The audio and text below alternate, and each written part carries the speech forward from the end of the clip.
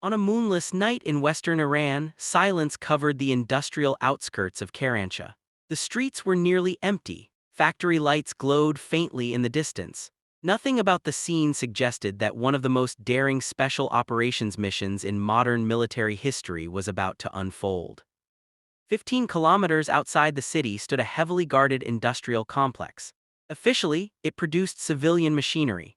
Unofficially, intelligence agencies believed it was one of the most critical missile production centers in the Middle East, a facility assembling ballistic and cruise missile systems capable of threatening American forces and regional allies. For 2 years, the site had been under surveillance. Satellite imagery revealed specialized equipment deliveries. Signals intelligence intercepted encrypted communications discussing production expansion. Thermal scans detected consistent nighttime assembly activity. Human sources provided detailed layouts of the production floors.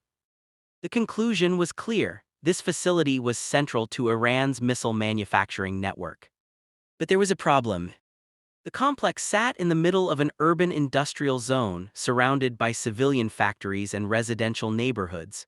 An airstrike risked massive collateral damage. A missile strike could ignite fuel stores and devastate nearby communities. Politically and strategically, a conventional attack was nearly impossible. So planners chose a different path. 80 U.S. Army Rangers from the 75th Ranger Regiment infiltrated Iranian territory days before the operation. Moving in small elements, blending with civilian traffic, utilizing safe houses and pre-positioned support networks, they slowly positioned themselves around the facility. By 23:45 they were in place. Abandoned buildings, drainage tunnels, rooftops overlooking entry points, every team knew its role. At exactly midnight, during a shift change when security routines were most vulnerable, the operation began. Alpha Team breached the eastern perimeter through a surveillance blind spot identified during days of observation. They cut through fencing silently and crossed open ground under darkness. Using specialized entry tools, they defeated electronic locks without triggering alarms and slipped into the main production hall. Inside, partially assembled missile systems lined the floor. Precision machine tools hummed. A reduced overnight workforce moved between stations. Within minutes, Alpha secured the production area. Workers were restrained and moved safely to a controlled location to prevent alarms from being raised. Simultaneously, Bravo Team assaulted the administration building. They breached through a first-floor window and cleared offices with disciplined speed. Security personnel caught off guard surrendered quickly. Inside engineering offices, Bravo found exactly what intelligence analysts hoped for: computer servers, technical blueprints, supply chain records, CAD files detailing missile guidance systems, and internal communications mapping out procurement networks. Every hard drive and document was collected for extraction. Behind them, Charlie Team moved with deliberate focus. They were demolition specialists. Their objective was not random destruction, it was precision sabotage. They placed shaped charges on irreplaceable machine tools used to manufacture missile guidance components. These were highly specialized systems acquired through years of sanctions evasion and black market procurement. Thermite charges were carefully installed in clean rooms used for warhead assembly. The goal was to render these spaces permanently unusable for precision manufacturing. Each explosive was positioned to maximize equipment destruction while minimizing structural collapse that could endanger surrounding civilian areas.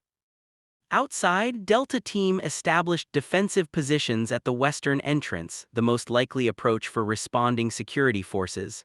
Machine guns were positioned with overlapping fields of fire. 15 minutes into the raid, facility alarms finally sounded. Iranian security personnel attempted to regroup and push toward the production floor, but Delta Team repelled the initial counterattack. The exchange was brief but intense. Security forces withdrew, waiting for reinforcements from nearby Revolutionary Guard units. Time was now the critical factor.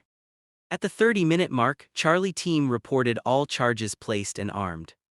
The primary objectives had been achieved. Extraction vehicles, civilian trucks pre-positioned earlier, arrived at the eastern perimeter. Rangers began loading captured materials, detained engineers identified as key program figures, and their own personnel. Bravo confirmed intelligence assets secured. Alpha confirmed production floor cleared. Delta maintained perimeter defense as Iranian military vehicles were reported approaching from the west. At 50 minutes, the majority of Rangers departed the site in small convoy elements, blending into nighttime traffic patterns. Charlie team remained behind briefly to finalize the demolition network. At exactly 60 minutes after the initial breach from a remote position 2 kilometers away, the detonation signal was sent. The explosions were controlled but devastating. Precision machines shattered, thermite burned through specialized assembly equipment. Structural supports within the production wing failed, collapsing key sections of the facility. Secondary fires erupted as stored missile components ignited. Within minutes, the heart of the missile production complex was reduced to twisted metal and toxic debris. Emergency crews arrived too late. Meanwhile, the Rangers were already kilometers away, navigating through Karansha using pre-planned routes designed to avoid checkpoints and military patrols. Over the next 48 hours, the force split into smaller elements, switching vehicles, moving through rural corridors, and utilizing safe houses established weeks in advance. 3 days later, every Ranger, along with captured personnel and seized intelligence materials, crossed safely into coalition-controlled territory. The strategic impact was immediate. Intelligence analysts estimated the destruction would delay missile production for years. Replacement of the specialized machinery was nearly impossible under international sanctions. The captured documentation exposed procurement channels and technical vulnerabilities that could be exploited further.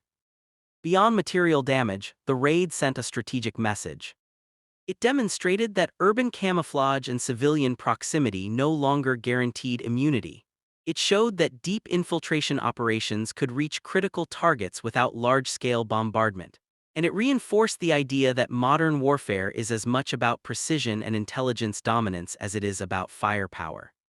In 60 minutes, under the cover of darkness, a missile empire had been crippled, not by airstrikes, not by missiles, but by boots on the ground and calculated precision. Midnight had come quietly.